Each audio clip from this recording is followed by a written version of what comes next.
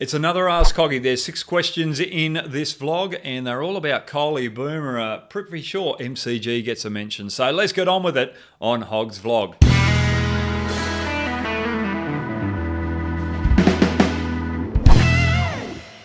Well, the first question off the bat, it's from Uday Vadlamudi. Now, my opinion on Virat Kohli's recent failure against New Zealand in the one-day internationals. Well, Virat Kohli has got so much on his plate.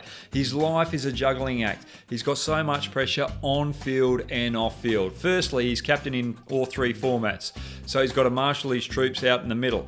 Then he's got all the media and other commitments that goes with being captain of your national team off field.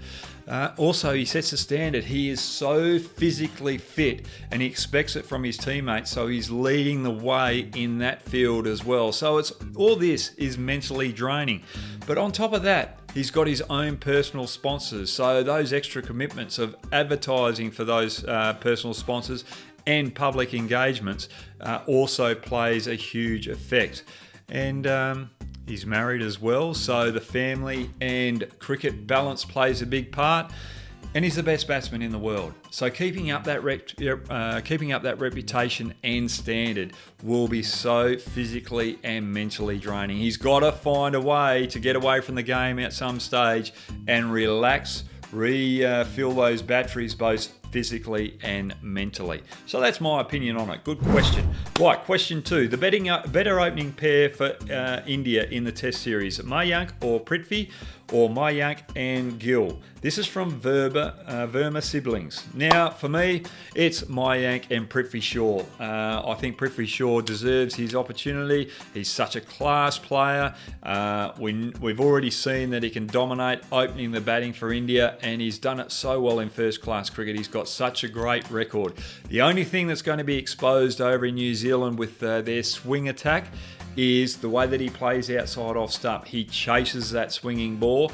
That might be a little bit of kryptonite, but if he can get through that and perform well over here in New Zealand, he might keep Rohit Sharma out of the Test team. That's if Mayank Agarwal does well as well. So I think India will be a little bit sceptical with Rohit Sharma outside of India opening the batting for India. So a big opportunity for these 2 players. Right, let's go. Can Boomer replicate the same success after coming out of injury? This is from Nishant Suresh. Well, Boomer, he'll be a little bit unsure with his body at the moment. He's still trying to find his feet. When you come back from injury, sometimes some players just lack that confidence to go out full tilt from ball 1. So once he finds that confidence within his body, he'll be right. But the other thing is too, there are so many people questioning his action.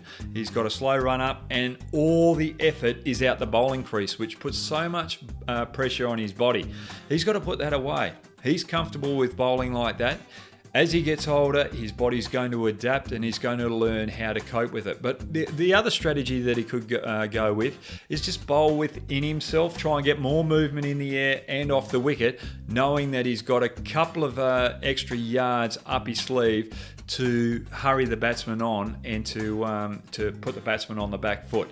And just that extra change in pace could be another weapon to his armoury down the track. So that's more in Test cricket rather than 20-over cricket, that little tactic. So for me, Boomer is going to come back. Don't worry about Boomer.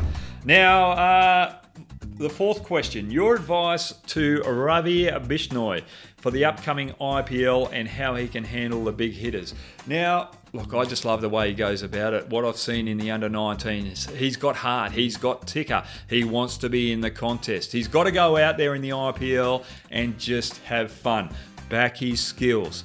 Opposition players are going to see him as a little bit of a mystery at the moment. They're going to be a little bit tentative early on to him because they want to be able to get the feel for him. But don't think that that's a bit of an advantage for you, young Ravi, because they're going to be doing their video analysis and they're going to see that you've got a high action rather than a conventional leg spin action where it's a little bit wider from the ear. So he comes over the top of his head. It's more of a wrong-un type action than a big leg break turning action. So right-handers are going to expect the ball not to turn away from the bat as much, so they're going to be prepared to use their feet. They can see it as a perfect option to get down and put the pressure on young Ravi. So he's going to have to find answers in that regard. But at the end of the day, have fun.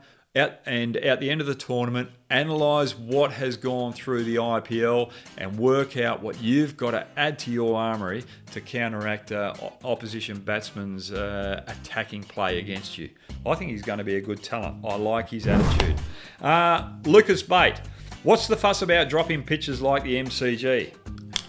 Well, people just think that they're flat. The MCG is a little bit different to Adelaide and Optus Stadium. Adelaide and Optus Stadium have got bigger drainage and they've got bigger avenues for the grass actually to connect the root system from the pod through a few little holes into the soil and really get a little bit of growth or extra growth on top of the wicket, or better growth on top of the wicket, which allows the wicket to stay to its true nature.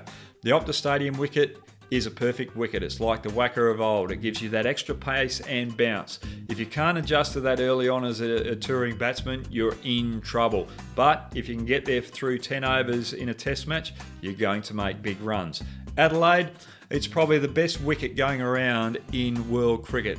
It's got a bit for the seamers, it's got a bit for the spinners, but if the batsman can get through the first 10 to 20 balls of an innings, they can make big scores as well. The MCG, just because there's not as depth underneath that pod as the other grounds, plus the weather in Melbourne, that causes the curator to have his troubles, and that's why the MCG is a lot flatter than the other drop-ins around the world.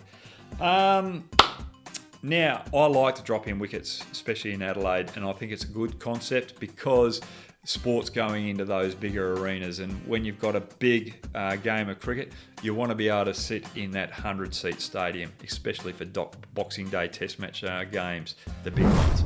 Last question. Why don't we have many Chinaman bowlers in international cricket? This is Indranil Bagh. Now, this is a very good question, Indranil. There's less left-arm bowlers to right-arm bowlers in world cricket as it is now. And then when you look at that, there's less opportunity, or there's less players taking up the art of left-arm leg spin. So if I go around WA cricket now, I probably think I'd see one left-arm leg spinner out of probably 80 bowlers. So you look at that equation, that's why we're not seeing so many left-arm leg spinners in the international game. But the ones that we do see, they're a bit of a mystery and they're doing well, and I like to keep it like that way because there's a little bit of an awe about the left-arm Chinaman. If there's too many of them, well, that effect goes away. So let's leave it as it is. So I hope you enjoyed another Hogg's vlog. Enjoy your cricket.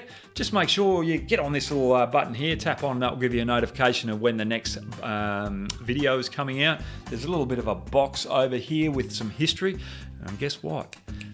In the next couple of months, there might be a few tutorials coming out about left-arm Chinaman leg spin bowling that you might want to see, and it will help you right-arm leg spinners as well. All right, let's get going. Enjoy your cricket. I'll see you later.